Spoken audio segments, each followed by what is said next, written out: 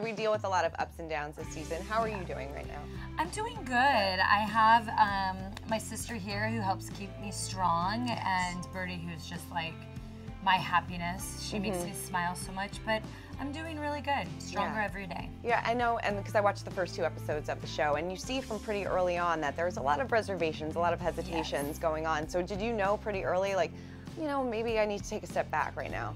Definitely, and you see that in the beginning of Total Bellas when we called the wedding off the first time around because of wanting to be a mom. And I didn't realize that wedding planning was going to be the best form of therapy out there, that it was just going to make all these feelings that I've stored away for the past 6 years come to life. And so I just kind of had to hit them head on, and the cameras were rolling, and it was like, all right, well, here we go, and now I'm gonna have to relive it all.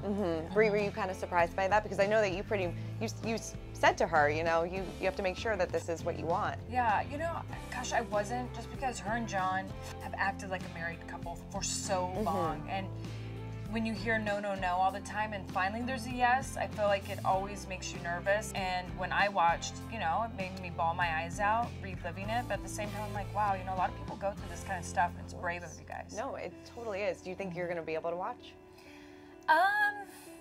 Maybe if I had a few glasses of wine, probably can. Right.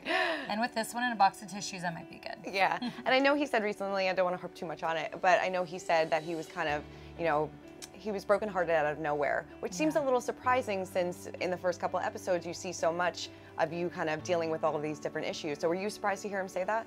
Yeah, definitely. Yeah. Yeah. So But at the same time, you know, they're both at the top of their careers. I feel as women, we're pleasers, and I think sometimes we do for so many people, and we kind of put our emotions away, and then it literally, John actually made this reference, it just leaves you to leave the toilet seat up for you to have this like meltdown and like just then tell everyone how you truly feel. And I think that was me. It was just, I was pleasing so much, and then the toilet seat was left up, and that was it. Yeah. And so.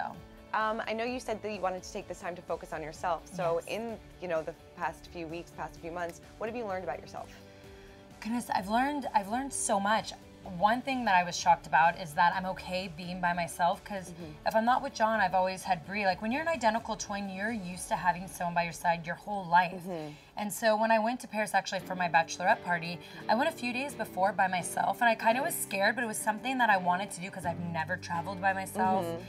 And I loved it. I did things I wanted to do. I walked around, I went to museums, I grabbed a glass of wine at a bar by myself, and there was something about that that gave me, like, it felt very empowering.